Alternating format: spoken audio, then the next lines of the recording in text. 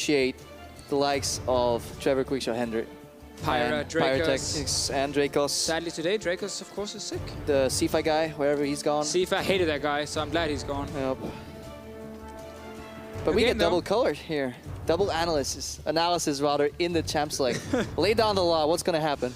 Well, I mean, the bans are always super boring in the current meta. I can't wait for next patch. We might get something new. 7.5 is going to be so interesting. So far, Rengar, LeBlanc, obviously, and Varus, we expect from the Misfits side, over on blue side, sorry, red side. H2K and blue, you have a bit more freedom. Still, you can ban out some comfort. See a lot of Elise bans? Yeah, but I think you want to get the Elise, if it is. But this is interesting, clearly because PowerOfEvil and Febiven are both huge Syndra players. And it's not a champion worthy of a first pick. Right. But it is a champion worthy of a first rotation on the purple side. Yeah, you need to leave the first pick open for things like LeBlanc, Varus. Just the option, if, you know, they are being left open. Now, Misfits will most likely ban both. And then you're still looking like we see Jay's first picks, not as often anymore. But then also there's like different junglers. With Rengar banned, Graves first. Graves is just, for me, a solid opener because I don't think he loses a single jungle matchup.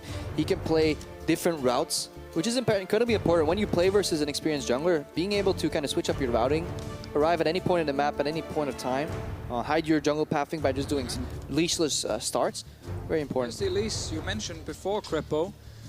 So we're pinching the jungle pool once again. Still a lot of viable junglers, which is very good. It's a fairly deep pool at the moment. And again, we're expecting LeBlanc here to get moved. She actually is being left open. Are you crazy? You had a stat earlier. How many games? Yeah, so on 7.4 in Europe, she's been banned in 26 games out of 26. And she's obviously been banned a lot more, even on 7.3. Even before, yeah. Hovering the Rammus, classic Odoamne. He's a one-trick champion. It will be LeBlanc first pick. I actually loved when Rammus was metagame. I didn't. It was so simple and so dumb to look at because you literally couldn't kill him in a side lane. But players of my caliber. Wow! LeBlanc got first pick. What a surprise. Yeah.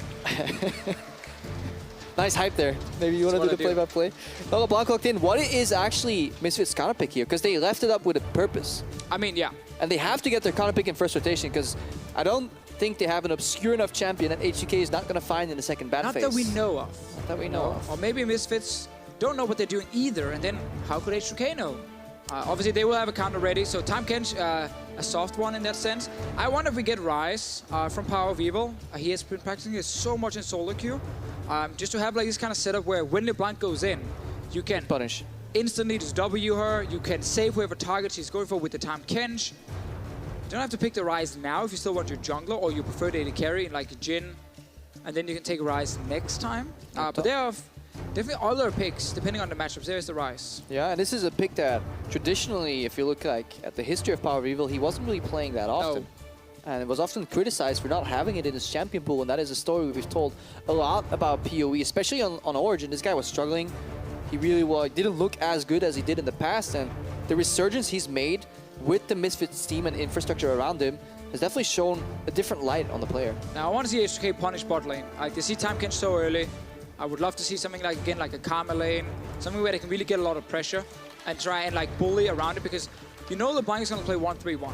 If you get that bot lane tower down, end the laning phase that way and shift her into that lane. Yeah, I think H2K is actually just going to punish the bot side of the map here. Yeah, bot side of the map. An aggressive jungle, not necessarily the bot lane itself. You can punish a bot lane without picking bot lane champions necessarily here, and that's what they're doing here with the LeBlanc and the Lee Sin. They're hovering like, we know as here's your counter, don't even try it. We're aware this champion exists.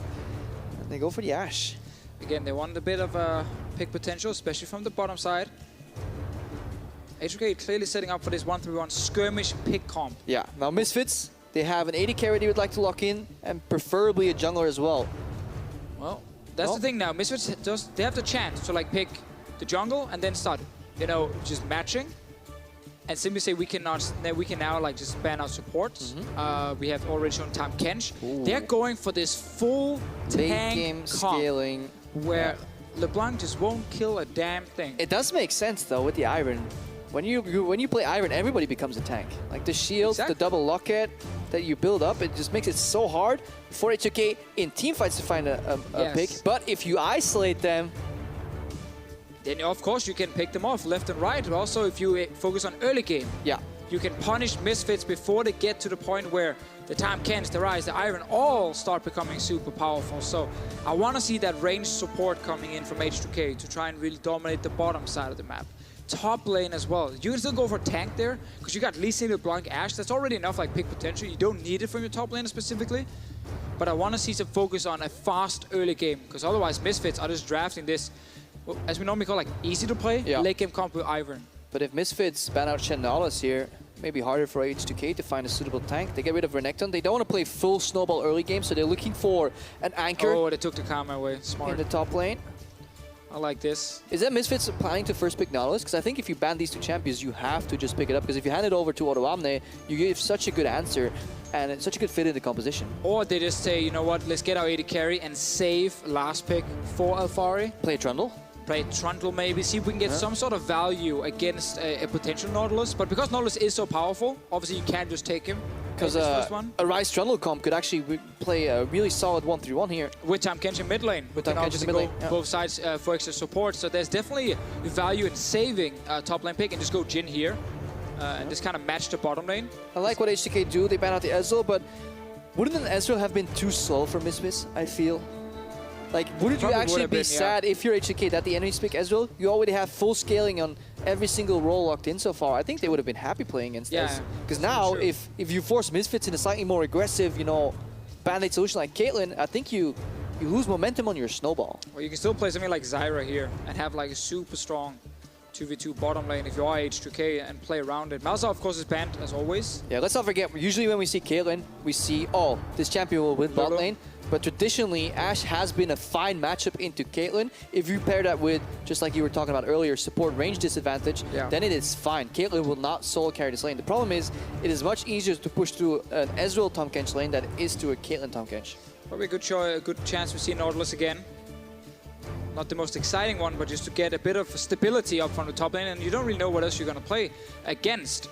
Rum is another one where a lot of top laners say he doesn't really have that many like hard counters. Nope. So you can kind of lane him against everything. I've even seen, you know, Odoamne take it into Jace when everyone else thought Jace would like destroy that lane, and he went even. So, and if you look at the preferential play pattern for Rumble, it is literally just shove, shove, shove. Yeah. Right? If you look at the other matchups, I think LeBlanc with positive jungle pressure from Jankos is going to push as well. That's the key one. You need the jungle pressure. 1v1, Ryze will do fine. Yes. You need the Lee Sin around you, but that's again what H2K is drafting for. Like, Misfits are literally surrendering the early game. They're like, yeah, we don't care. We're just gonna wait it out. We're gonna get to 25, 30 minutes. We're gonna play team fights. Vastly different stories that we're telling with these compositions here. H2K, if Jankos can assist the LeBlanc push in the mid lane, that pressure can spill over in both side lanes. AShe and Lulu will be able to push even 2v3 at one point. This lane is so destructive when it comes to just push poke. Odoamne, as long as he has vision or knowledge of where KaKAO is, he will push in that top lane as well. So this is a very tough early game for Misfits to survive. Now H2K drafted this kind of composition against Flash Wolves at IEM in the semifinal, third game with the Rumble top, you know, no pure tank. And they couldn't play it. They actually fell completely apart, and Flash Wolves ran over them. But they did say... They learned a lot. They learned a lot. And also, Misfits, we can't say they're at the level of the Flash Wolves just yet. No. Obviously, have to prove that first. So, could be a vastly different story. And this time, LeBlanc has been locked in. A pick that Ryze in the past has been able to deal with.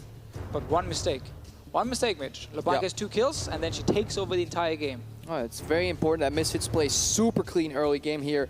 As you said, a single mistake could mean that you actually fall to H2K 0-2, and we wouldn't want to see that. Ideally for the series. I think if you're an H2K fan, I think you're happy. Definitely happy. Maybe probably will even smile. And if you're an H2K fan, you can support them on Twitter at LOL eSports, hashtag H2K win. If you are rooting for the Misfits, hashtag MSF win. Where's your hashtag going, Deficio? Oh, I mean, who I'm rooting for, who I think will win. I mean, it's hard to say. You're rooting for no one because you're an unbiased professional color caster. I'm rooting for you, Mitch. Thank you, I need it. Who do you think will win? I think, I mean, it's hard to say because it so depends on the early game. In this match here, I think the composition is strong from H2K. I like the amount of options they have when it comes to creating picks and forcing fights. But you can never disrespect these like really slow comps, especially here in Europe where teams don't always play perfect. Snowball and play perfect, yeah. You look at it. We told the story. We're telling it again. Early game snowball for H2K. Scaling and buying time for the Misfits. We saw them use the Ivern to great advantage very early in the season.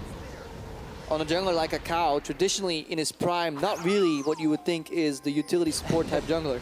No, and I even think at this point, like, I like me some KaKAO.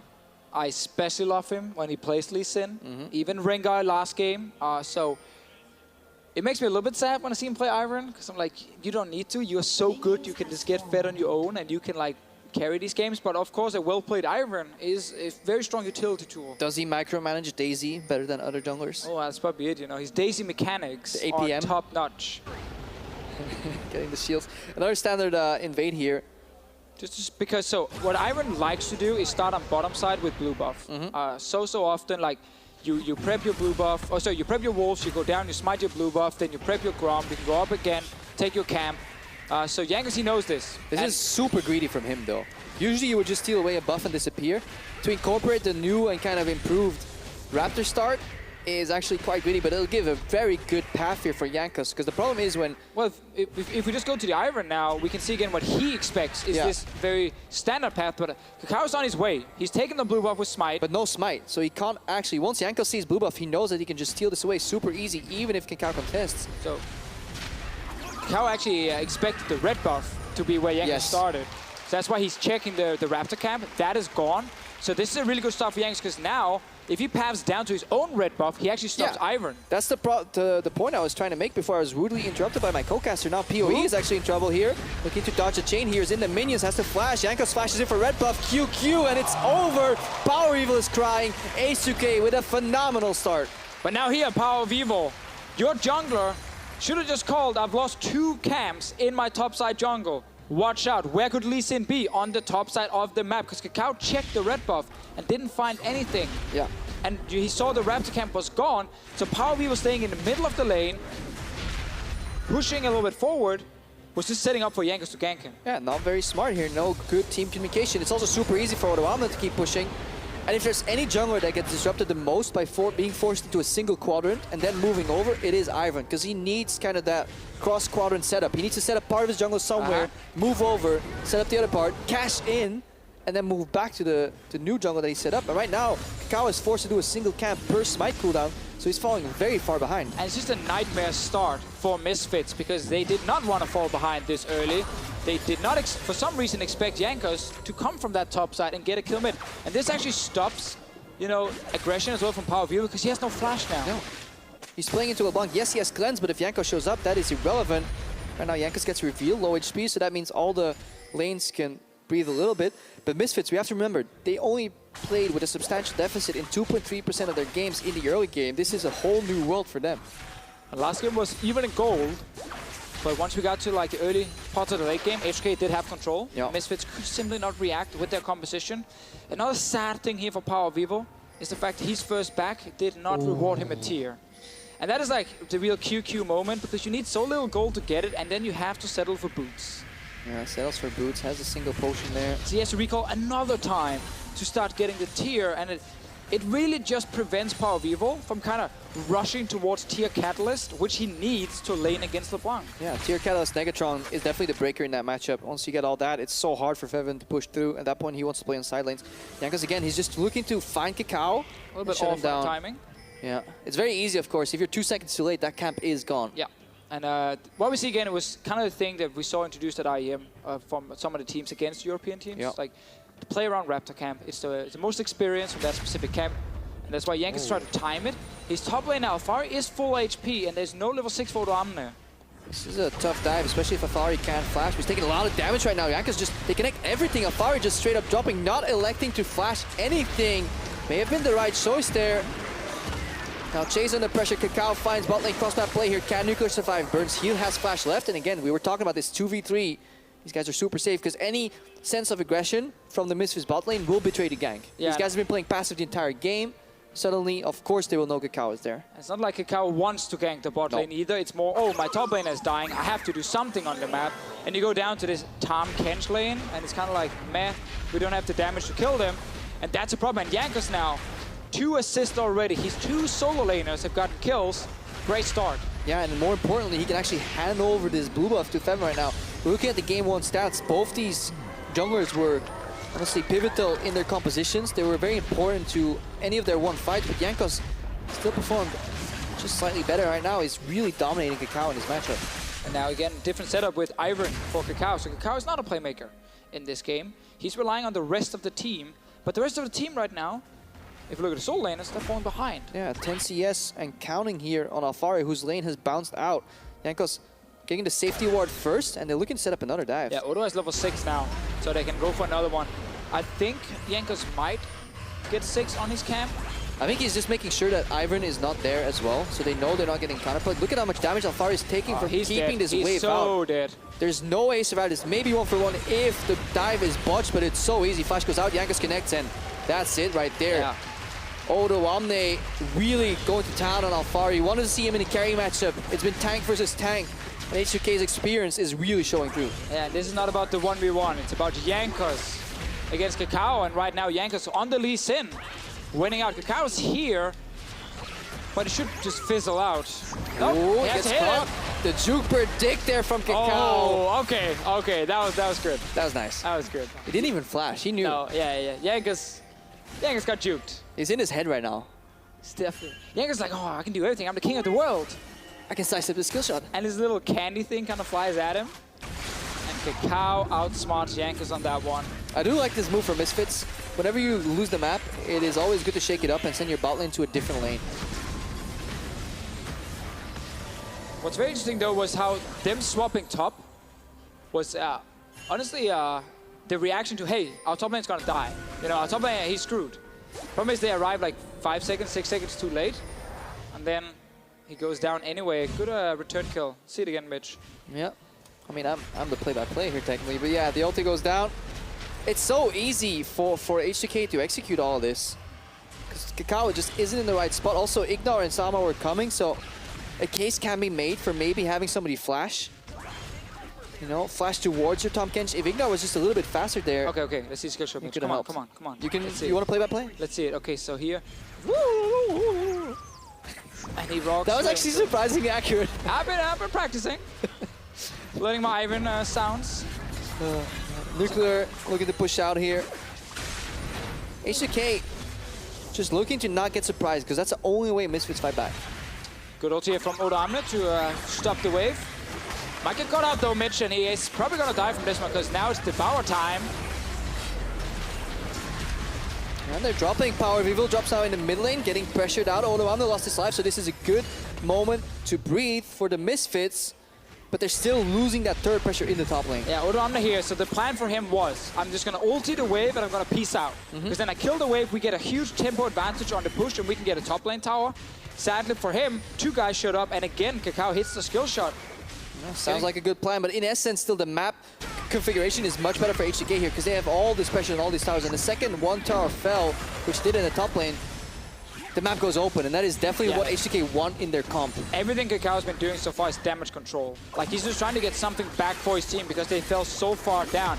Great swap screen here. What's happening?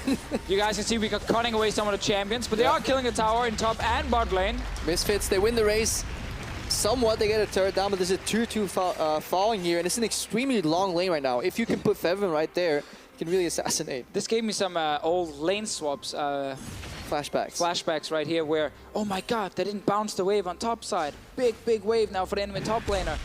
No longer really matters. No longer really matters. So what only matters right now is mano-a-mano mid lane matchups. And in the first game, we saw Febiven outclass PowerOfEvil in the CS department. He had a lot of pressure. But again, I feel like Syndra. It was supposed to be a 1v1, but dirty tricks from Febiven, always calling for his friends when stuff is about to go down. And then suddenly they're 2 beating up on PowerOfEvil. Yeah, but he still had a good CS lead early on, pressuring that Ahri.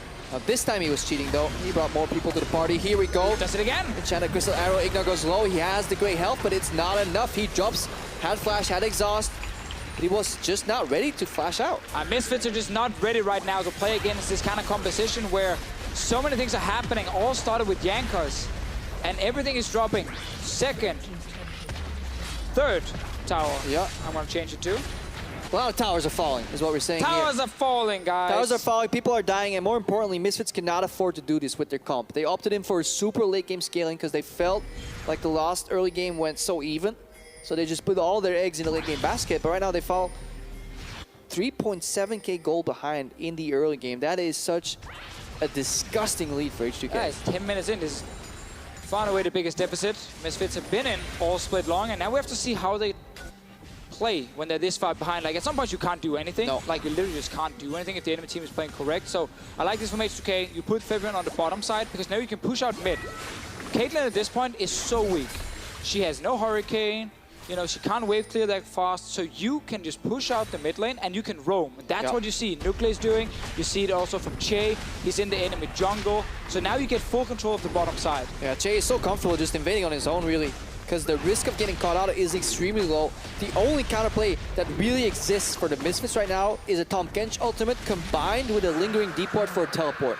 Surprise H2K, 5v3 at the start, get a kill, and then try and snowball. But they are facing a gargantuan lead here in the second game of the series. Yeah, that's so hard to do because you can just like toggle the H2K vision, and you're also gonna notice not only with wards but with minions how much extra vision they will get. Like you can see in the jungle, there's a lot of wards from H2K being placed. PowerOfEvil has to just back away from his tower. Yeah, they're playing the defense game, damage control, but Jankos is not alone. He brought his friends to the party, he gets the wild growth here. Taking some damage. The Daisy mechanics, they're sublime, but Daisy got nerfed a little bit. It's not enough. And every time it's back and pushing lanes. Because whenever you push, minions go further up into the enemy lane, you get more vision. Yep. Because you can see more and more. You can see every entrance, you know, to the jungle. You can see where Sixth man from Blaze. It's kind of unfair. Back in the day. The sixth man. Now we have Rift Scuttlers too. Seven. The seventh scuttle. 7. You might get a Baron. The fans, technically the 8th man. The fans, are they? Yep. 2 casters. We're Yeah. getting to 11. Getting to football. We're back. You know, we circle back to the first game's talking point. Jankos rewards himself with a blue buff. It's like, yeah, my mid laner's on the bottom side of the map. I could keep this Look alive. how he's doing 2 camps at once. What a beast. This is... Maximizing. Use that in your solo queue games, but what will happen is you're going to walk over, you're going to reset the blue buff, and you're not going to get it. It's actually a valid jungle strategy with Fiddlesticks. He doesn't exist. So, no. Nothing is a viable jungle strat with Fiddlesticks. So if you go into a bot game... No. No? The minions will just kill you. Fiddlesticks. There are a couple of one-tricks. A few one-tricks. There's a couple of one-trick Fiddlesticks that are higher yield than you. That doesn't really require a whole lot at the moment, Krepo, but what makes me happy is that you play, what is it, what, 700 ranked games so far? And you're actually on your way down towards... Chei and Nuclear right now pushing in the mid lane. Okay, I see it. They're pushing in the mid lane, trying to put pressure here. LeBlanc in the bottom lane. Martin, tell me what's next here for H2K. What is their plan? What is definitely not my Diamond 2 elo? Okay, the plan is bot lane control again, my friend. This bot lane tower will die very soon. IgNar has to try the hero play, but he's spotted every single time. I can feel the tension in your voice. It feels like you really care. It's just so hard for Misfits to do anything. Like, they're really trying, but... They got a ward. It just feels like they don't have the skills right now, much like you in solo queue. I think they had the skills. I think they were just a little bit unlucky. Sometimes their team's dragging them back. Poor Hansama and IgNar, they're just laning in a defensive matchup, and suddenly their jungle dies twice, right? Like, right. What can you do? Except for in this case here, the jungler has actually been carrying. It was their top laner. Turns out support is just whining, and now we go back to the game, Krepo. Let's see what's happening here. H2K. I thought we were talking about the game. Oh yeah, of course. Full vision. We want to see this bot lane tower fall, open up the map even more, and then where's the juicy fight so we can get you a smooth play-by-play voice? Yeah. Febiven looking to not get cut out. The vision's really important right now, because if Misfits can get a single pick, they can eliminate all these control wards that H2K have built up. So it's really important that Febiven does not get overzealous. No hubris here, getting surprised by KaKAO. And it is important that he also wins on this LeBlanc when we finally get to see her, because this will be the last patch where she is a champion. Soon she is long gone. I mean, she basically becomes Talia in 7.5. Wave clear bot in the mid lane, trying to push. The old Olaf technique. Remove him for 2 years. But one day, she will be back. She will return. For the Clone Wars. And now H2K will soon get this bot lane top, because again, push in mid. You're going to see it all the time. They just always push mid and then they move into this jungle. Jankos just needs to join. He's been farming and farming and farming. He's the strongest member. He's now back with the team. And like, Febiven should get this bot tower now. Yeah, he can actually get access to that. What I like a lot is the instant Ruby Sidestone upgrade as well here. Oh, as we see sorry, Jankos this is greedy. You gotta run, circling around. Misfits, they're trying to hold on, but what an arrow here, following up by Nuclear. Jankos gets thwarted, disengaged. They're respecting the follow-up. IgNar's here, KaKAO following too. I want to see Jankos be a little bit more aggressive. Not on Alphari right there. Not on the tank. But like, join in when Febiven is pushing in the wave. So you can just take that tower. They're gonna get it now, it's fine. They just allowed it to stay up for quite some time. They took it slow. Minus points from Deficio. Not minus points, but Krepo. they're still a professional team, and they do get that 4th turret right now versus 1. Really going to town on Misfits. Only 2 turrets and only 2 kills rather, and a single turret for the Misfits so far with their late game scaling composition. And we talked about, you know, the battle for second best team in Europe coming into this one. So far, game 1 was fairly even, but obviously in favor of H2K in the end. Favor of Mitch? Of Mitch. I am the second best team in the European LCS. I've done it. It's been a few years since that happened. Yeah, it's been quite a while. But Misfits, actually, were you ever the second best in LCS? Always the best or last. Okay. Never in between. But I think for Misfits, like, if they end up losing the series, you know, when they are this far behind in this game already, it shows they still have stuff to work on, which is really good. But for a new team in the LCS, they're still very well-rounded. Yeah, they definitely they play well in most aspects, so they never had a crucial flaw that they could get exploited. Also for this game too, the replay will be very easy to analyze. Don't get invaded this early, and make sure you have a backup jungle path done. Because if you draft this type of comp, you cannot afford what happened there, and that was a beautiful punish by H2K and Jankos. I mean, a lot of it comes down to level 1 warding. Yes. You know, when you see Jankos invade into place a ward in your camp, you can actually just place a ward yourself. You see if he starts that, then you go his red buff. You know, suddenly PowerOfEvil gets the Q. Do not stand towards the top side. He won't die or he doesn't die to a level 2 gank, and then suddenly the game is very different for Misfits. But small things in League of Legends can often snowball into very big things. Especially when it's great teams pushing that snowball down the hill. 5,000 gold right now for H2K in the lead. They can set their eyes on other objectives. They've been playing slightly slow, or what seems to be slow, because they're simply just waiting for objectives to come out. They're not tunneling on kills. They know they can even farm, keep this gold lead as is, steal away some jungle, and just play the vision game, because they can always get every single objective here. If you contest a Rumble, an AShe, a LeBlanc this early with your comp that scales, you will just get butchered.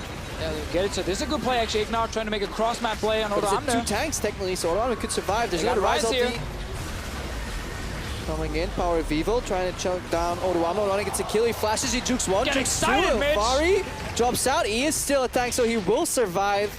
For a second, I thought my co-caster would actually do a single team fight. I thought we agreed. Stopped talking. Well, IgNar right here didn't actually have time, I think, to pop his E, so he ends up dying. Yeah, Nuclear. Or he just ended up standing there taking the whole thing. So mid-lane tower. Mid-lane turret under siege. Caitlyn can't hold because obviously she only has a Runaan's BF here. And even though there is a semblance of a cross map for H2K, it still isn't enough because they lose more on the backhand every single time. They get a 1-for-1 and nothing else. Yeah. That's the problem. If you got, you know, the kill and maybe a tower, it's great. Now you just lost your mid tower. Bot lane tower under pressure. This is what happens when you have like 3 lanes pushing against you. Yeah, because every single time a kill happens, it translates into an objective if you have lanes pushing. And that's also the advantage of this comp. When H2K get caught out, they don't really lose that much. Like, what is Odoamne really losing here except a little bit of his pride? And his life right now. So IgNar goes in, Alphari with him as well. So the Ryze joins, arrow comes in. That's why IgNar is stunned. Max range, can't pop his E. Oh, he can't get the great health off. Just a great arrow, honestly, coming from Nuclear. Yeah, and that Nuclear arrow, not only does it kill IgNar, it also forces Alphari to flash. So if Misfits want to go for a bit of a decisive play, they no longer have access to that flash on Nautilus. So once again, Misfits on the back foot. I like the fact they go for a cross-map play. It's like... Yeah.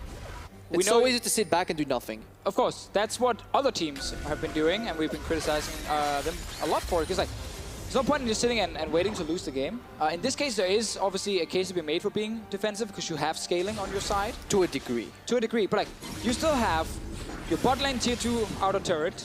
You can hold on to that one for a little while. It will drop at some point. I mean, you should become a motivational speaker. Hey, you got one thing left in life. Yeah, you're 6,000 gold down in the dumpster versus one of the better macro teams in Europe. But hey, have you looked at the bright side? There is still a turret with like 200 health remaining. Yeah, it's still there. And you haven't lost the Baron yet because it just spawned. So you can now fight around it, or at least you can tell your team, hey guys, they don't have Baron yet. Yeah. They can't finish. It could technically get worse. Will it get worse? We'll find out when H2K is actually setting up the vision for this Baron Nashor. Well, as they are playing versus Misfits, who have now achieved their largest deficit in the league so far. PowerOfEvil drops out, cleanses, not enough, gonna an arrow, fouls, he drops, Jankos kicks him in, bounces up on Sama, bounces up IgNar, he has to flash out. KaKAO cannot do enough because Jankos is here for turn number 2. Sama flashes out. Chei, Odoamne, they're all chasing, and Misfits, they're getting torn apart, barbecued by this Rumble. Oh, it's looking so grim now. PowerOfEvil getting caught out, and they actually forced a fight the Misfits didn't want. Yeah, they didn't want to fight. Nobody wants to fight this lineup from H2K because while they are 1-3-1 and kind of skirmish pick focused, if you fight them in a choke point, you even get the hero cleanse, it is simply not enough. Oh. Febiven looking for more. Looking for KaKAO, just want to force him away so he can't steal it. We saw that yesterday. Sneaky Ivern plays, and you know, I did say a minute ago as a good thing, hey, at least they don't have Baron yet. That one is gone, so now you have your tier 2 tower bot. Deficio, you still have your tier 2 tower in the bot lane. I think that is the saving grace here for Misfits. They can all just go stand under it and let them end in the mid lane. Just defend that tower. Save that KVA. PowerOfEvil thinks he's safe because he has a control ward, but that's the problem again. You have just no vision on the map. And now you get forced into this fight because everyone wants to save PowerOfEvil. Yeah. I like the teamwork from Misfits. They leave no man behind. But that was a beautiful kick from Jankos as well. He kicked him right before he turned into a corpse, into 2 people, the knock-up. Some great chasing potential here. There's an Ahri in the game. Apparently Febiven is Ahri, and there's a Jhin too. So let's just assume this is the one from the fight. Febiven with 4k damage. There's a reason LeBlanc has been banned in, what was it again, Mitch? 26 out of 26 games. Yes, that was it. On this patch. Great research there by you, Mitch. Finding that number as well. Sometimes you gotta share, you know. Before the games, we sit together, we talk about the prep. Martin asked me, can you give me something to talk about? Because no, they lost the tower. Oh. Ah! That's it. Now it's looking bad for Misfits. Now it's looking real bad. What can they do without that turret? It's like in the Battle of Helm's Deep when they lose the part of the big wall, you know, where he runs in and blows up the mine. It's like... It's also, that one guy should not shoot that arrow that early. That was Misfit. That was KaKAO. Did he shoot it there? Yeah. Couldn't even... I don't know, yeah. Started the entire fight. I'm always like, someone else would have picked it up anyway and ran with it, so... Really, the very start of the fight. Yeah, it really didn't matter. Oh, that guy, yeah. I love how every single movie reference you make is literally Lord of the Rings, because you do not watch any other great cinema. I watch... Yeah, that's true. It's pretty spot on. Don't remember the last movie I watched. Nope. Probably on a plane. Yeah, it was on a plane. Because that's the life of Martin Deficio Linge. Busting out the curls in the gym. And then I had that 80-minute game the other day. It's a very slow movie. Wasn't very romantic, but I like the ending. You know, a guy actually won his first game, so it's kind of like, you know, a feel-good movie in the very end. Sadly for Nehun, he didn't win his series. That's so fine. I got to see 2 clowns. Usually have to pay for the circus. Here at Riot Games, I get it for free. And here you're, of course, referring to the casters, not the casters, not the players. Okay, good. So, let's see H2K pushing 3 lanes at the same time. I feel like we've seen this all game long. And we talked so much in Champ Select about how hard it was for Misfits to defend when you're basically losing everywhere. They have one good defensive tool, which is that line of traps. The problem is it only holds 1 lane at a time. KaKAO is placing a brush in the base and then definitely telling his opponents, I'm not in this brush. It's definitely not me. You should dive. You should 100% dive. Dive. Like, just because you can't peek in doesn't mean that I'm not here. Now, the problem for H2K is, and this is definitely not a huge problem, is that you get the Baron so early that you can't actually use it to finish the game because you're still too early. Like, you can't just dive turrets. It's like when you inherit $1 million when you're 18. You haven't really developed the work ethic. Right.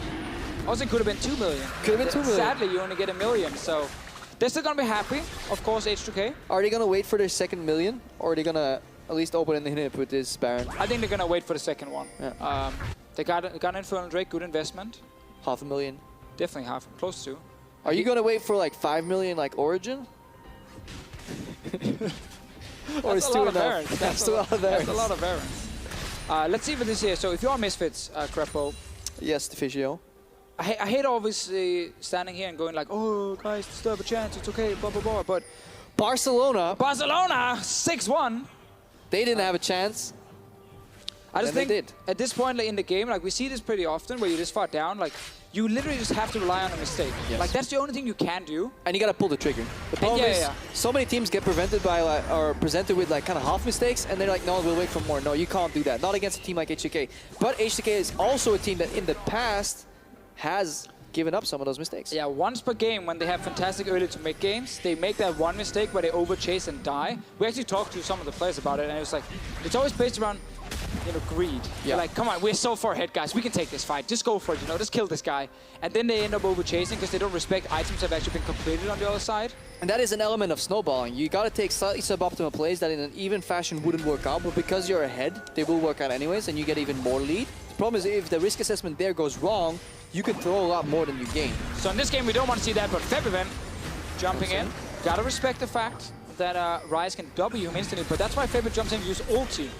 IgNar has a key role right now. He needs to prevent any damage he can, because Devour can be the ability that saves a fight. Very true, but also PowerOfEvil with the W, with the Rune Prison. Like, again, we saw Febiven instantly use Mimic to avoid obviously getting snared under the turret, but in a fight, if Febiven jumps in and PowerOfEvil instant snares him, they can then hook, you know, they can use depth charge, knockout, anything, you know, the Q from Ivern, and then you can still burst down this LeBlanc. The problem is, of course, he has an hourglass, so it becomes harder to do. And he went for that super defensive build, which is fine as long as you build it ahead of the curve. Also, you have magic damage from a Rumble that you also ends up buffing with the Abyssal Scepter, so it makes much more sense now than what PowerOfEvil did in the last game, and we're kind of just waiting for H2K to kind of make a move. No, well, they're waiting for Baron. We're waiting for H2K to go up and set up for Baron again, but why would you set up for Baron when it's not alive? I mean, that's what you do all the time, right? But they already have the setup, so... Yeah.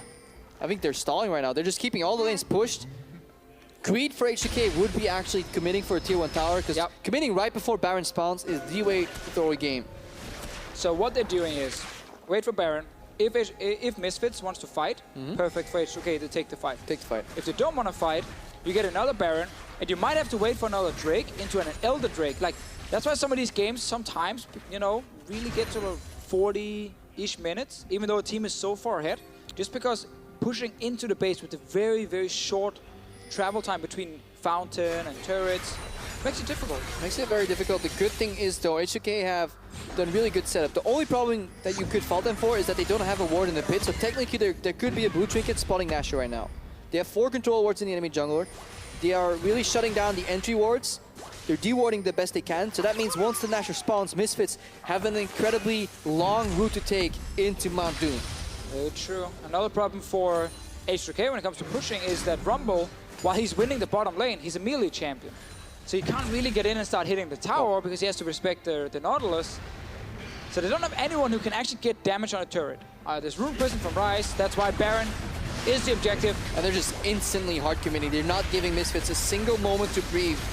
Obviously, they can only transport 2 members in, and even then it would be a 50-50 steal for KaKAO. And now the problem is this Rumble that could previously not hit the turret can just guide the minions in, and then obviously chip damage can happen. I mean, another thing you can also start seeing is like ban-off command gets completed. I think if you're Chei, getting a locket is fantastic. But you don't need it. But you don't actually need it, because you need to win the game before we get to like full late game. So getting like a ban-off command, buff a minion in the bottom lane where it's the Nautilus sitting, he can't kill that, and then suddenly you can actually get damage on the tower. PoE gets chained up, has a Rune Prison ready, but Jankos is in support. Chei looking to help his team as well. 1 or 2 traps go down. Odoamne was ready to join, but he's peeling off again.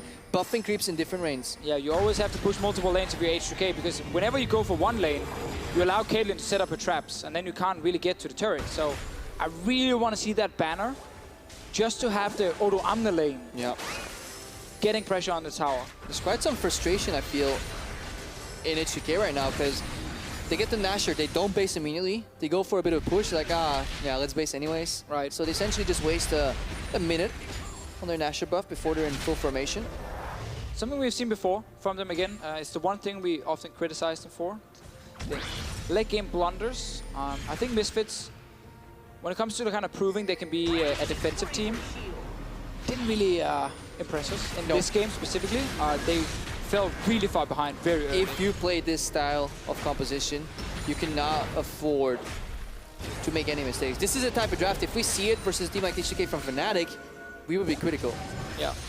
Now, they're still in the game because H2K can't break into this base. They simply don't have enough damage, enough time to get these turrets, and Odoamne will work in. At this point, just don't flame spitter, walk in, hit the tower a few times, walk out. Walk out, yeah. You can do that because you just want to grind them out. PoE gets a big chain right there. That could be actually the opening here because Chei is joining and Febi is actually getting the hits that they need on the turret. This is very key because all the trash from Caitlyn is in the mid lane. Febiven is the ranged champion with access to the turret. But Jankos is doing Dragon at the same time, so H2K is playing on too many fronts at the same time. But Misfits, they don't know. Until they actually see the Dragon die. Yeah. They may pull the trigger the second they hear that sound. We're close, guys, we're close. Everyone in the crowd can ready for. Oh, Odo, he stopped using Flame Spitter. He's hitting the tower. He's hitting the tower. He listens to the Deficio, but they see Dragon go down, so they know Jankos is not there. So that could be Odoamne dropping. Let's look at the other side. Can PoE survive the engage? Yes, he went off, but Febiven took another turret down in the bottom lane. Odoamne is still alive. He's buying time. He's just buying time. Now, PowerOfEvil will kill him, but it doesn't matter because H2K wanted the base. Yeah. So actually, the sound of a dying Dragon is what it took for H2K to finally be able to break open the base because Misfits could not defend on all fronts at once. And now you have open top lane. You have Inhib already down bot lane. You have a second Infernal for H2K with a composition where multiple members will benefit from it, not just, you know, 1 or 2 carries. The Rumble stacking full AP as well. They also have Misfits down in the dumpster, 15,000 gold. So that was step 1 of the siege. Now there's the inner ring as well with the Nexus turrets you gotta get through. That tends to get a little bit easier when you got super minions with you. Unless you give your opponents Varus. Unless you give them Varus and Victor. And Victor. And then you get caught twice. And you get caught twice. We're not thinking of any specific team or game Hypothetically right speaking, that would not be a great idea. No. Especially not if you wear pink outfits. Yep, and you were playing against a Swedish AD carry. So I don't think people get it, but I did once see in NA a team with Wild Turtle on it, TSM, surrender, or not surrender, but survive with 3 inhibs down, and they won the game. So let's put all of them on North America. Would never happen in Europe. No. Only in NA. I do not follow that statement. I hereby resign from the statement. Well, they still got Bambot Mitch for a few seconds. I love how we're switching here between names and actually caster tags. Did I say Krepo at any point? You did call me Krepo once. I only call you Krepo when I'm mad at you. When you're angry. When you've been naughty, I'm like, Krepo. Call me with my gamer tag. A lot of traps here. Who's going to take it? Come on, Jankos. Take one for the team. It's the headshot. You know you want it. I mean, you could just go bottom with your super minions and force Misfits down there. And then you get some damage on mid tower. So it's just this very slow grind where you're just getting a bit of damage every single time. And you're not giving Misfits a chance to come back. Yeah, Alphari hiding in the brush. That must be some tall weed to hide massive anchor. Now Grube Mitch, where Misfits is currently sitting, it's behind G2 eSports. Nothing will actually change in the overall standings because Fnatic have been losing. Yeah. G2 has been winning. So Misfits, oh, let's see, Ansama might go low. Ansama might be losing. Blue Prism wasn't enough. Febiven jumps back in. Jankos now. Febiven dodges the depth charge with the Zonias. And at this point, H2K should be able to take the fight here. Redemption comes in. Look at how packed they are. Nuclear opens up onto IgNar. He has to flash out. Has Devour still available. PoE looking for damage, but the objective's the inhibitor. It falls. Alphari soaking up right now. IgNar as well. Have to disengage. PoE under pressure. Gets chain. Drops. Jankos goes in. Devour saves him, but it's not enough. And slowly but surely, all the damage is dropping down the Misfits one by one. And now the Nexus turrets are under siege. Oh, and Tahm actually stayed alive. Could be important if he can come back out here and defend. Odoamne and Febiven on the tower. Everyone is alive from H2K. Yeah, Febiven, they're looking to the Nexus. They're dropping an attack. Can they get the Nexus? They get it. H2K 2-0 the Misfits. We said it in Champ Select, Mitch. H2K's composition would win the early game. It would win the mid game. Misfits surrendered everything early on. Went for full scaling. And then level 2, they give away first blood. Yeah, but they give away their Raptors. Even if nobody dies right there, it was just a great start because Jankos was a full step ahead of KaKAO. I think H2K will look at this situation and say, our jungler is so good early game that we should always be able to snowball with this kind of comp. It's not a question if they can. The question is, can they then finish the game without, you know, taking a bad fight? In this game here, they played it so clean. I would have loved to see this game with a single ward at the entrance on the ramp from the Misfits, so at least KaKAO was aware of what was going on, and he could maybe react and invade. The problem is he would still be invading in between 2 pushing lanes, so that would make it very hard. Ivern is a champion that can do that. Yeah. It's just all about awareness. You know, your mid laner actually expecting, oh, I could get ganked from this side, which he should have expected, seeing as we saw the 2 camps go down. Yeah. KaKAO checked the 2 camps as well. Yeah, that's a major communication mistake. But yeah, really, really well played by H2K. So as I just touched on here in the end, you know, Group A, nothing changes. Misfits are the second best team in that group. They will stay the second best team as well because Fnatic are not able to kind of pick up wins underneath them. Group B, however, that's where we have the competition for first place. Unicorns and H2K both tied, and Splice just under them winning games. Yeah, it was a super important victory here for H2K, and also I think they look stronger than the Unicorns recently, even though the score is tight, because they're on the up and up. Unicorns struggling right now, and it makes me happy as well, because that means the top 2 teams are not all in Group A. Say Misfits beat H2K here, then you have like a really stacked Group A. Fair. With people trailing behind. The groups are extremely even. And this is the kind of game, if you are the Misfits, you know, after such a great spring split already as a new organization in the LCS, like, it sucks to lose, but at the same time, you're like, yeah, we're not perfect. You know, we have to learn, we have to improve on certain things, and you'd rather learn that now than in 4 weeks when we're sitting in a quarterfinal. And I think if you talk to their coaching staff, which is honestly pretty well-rounded, they're also okay and accepting of that, because they changed, like, especially the way they approach their games, the fact that they're willing to change playstyles. They changed a working product, turned it upside down last week, to then practice more for the playoffs. It indicates that they're okay with losses, and granted, their buffer against Fnatic is going to help that as well. Yeah, and if, you know, the season or regular season ended right now, Misfits would play a quarterfinal against Splice, which is a very likely scenario because Splice have a few wins before they can actually catch Unicorns and H2K. And of course, the other one would, at the moment, be Unicorns versus Fnatic as the other quarter. So Misfits could still dodge around G2, which is important. But let's talk H2K real quick. Major flaw for them was greed, over-chasing, not communicating well, or getting too chaotic in the fights. I don't think we really saw it. Not in this game. Not in this series. I think H2K played some really, really solid League of Legends where you can always argue, why don't you finish the game faster? But like, you are against Wave Clear, Caitlyn, if you don't have to. If you don't have to, they were playing for the second Baron. As soon as they had that second Baron, we saw them break into the base. We saw Febiven get some damage down. And then it's a slow and steady and not giving the enemy team a chance. Yeah, no, I definitely agree right there. H2K solidifying themselves as a really strong team. Worked on some issues. Martin pointing at something that is not appropriate for broadcast. But we'll be joining a member of H2K in the post-game lobby. But let's first go to Stress, who's standing by